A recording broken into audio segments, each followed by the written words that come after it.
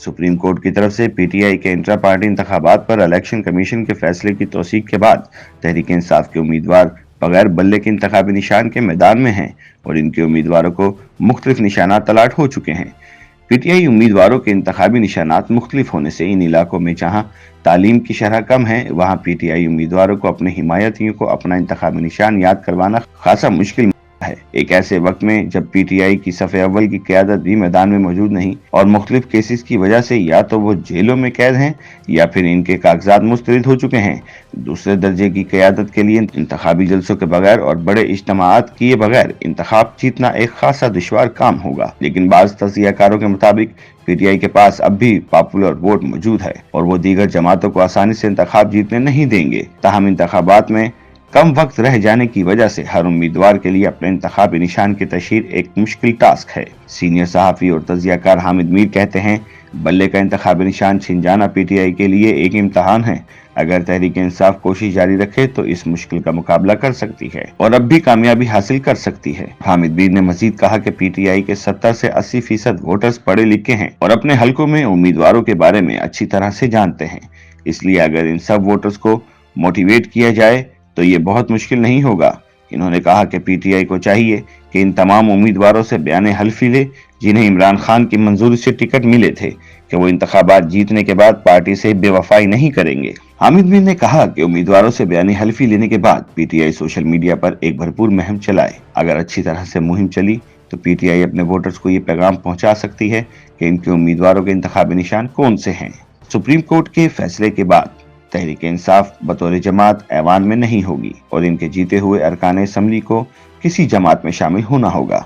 ऐसे में horse trading और दबाव के जरिए कामयाब उम्मीदवारों को अपनी मर्जी की जमात में शामिल होने के इल्जामात भी लग सकते हैं।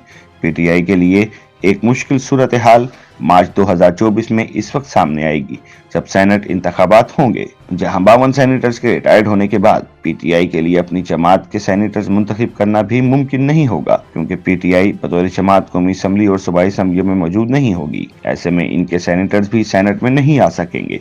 पीटीआई के लिए इंतखाबात के बाद खवातीन और अक़लियतों की मखसूस नशिस्तों का हसूल भी मुमकिन नहीं होगा और किसी जमात के साथ इत्तेहाद की सूरत में ही वो मजीद नशिस्तें हासिल कर सकेंगी। इलेक्शन कमीशन के साबिक सेक्रेटरी कमर दिलशाद कहते हैं, तहरीक इंसाफ बतौर जमात तो इंतखाबात में हिस्सा नहीं ले रही, लेकिन इनके आज़ाद उम्मीदवार अगर अपनी भरपूर कोशिश करें और अपने वोटर्स को अपना इंतखाबी निशान याद करवा कर पोलिंग स्टेशन तक ले आएं तो इलेक्शन में कामयाबी हो सकती है।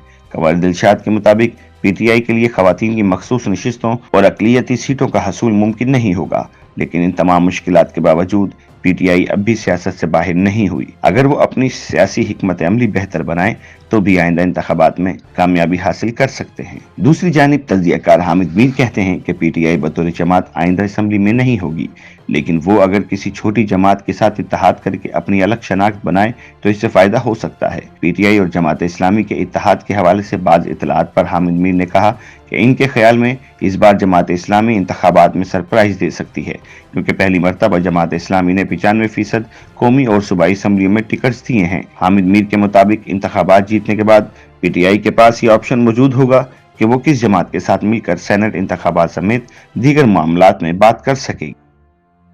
YouTube पर गूगली न्यूज देखने के लिए youtube.com की सर्च बार में गूगली न्यूज टीवी टाइप करें। गूगली न्यूज के पेज पर सुर्ख रंग के सब्सक्रिप्शन वाले बटन पर क्लिक करना ना भूलिए। YouTube पेज पर अपलोड होने वाली वीडियो से बाखबर रहने के लिए बेल आइकन पर क्लिक कीजिए। आपको हर नई वीडियो के बारे में नोटिफिकेशन मौसूल हो जाएगा।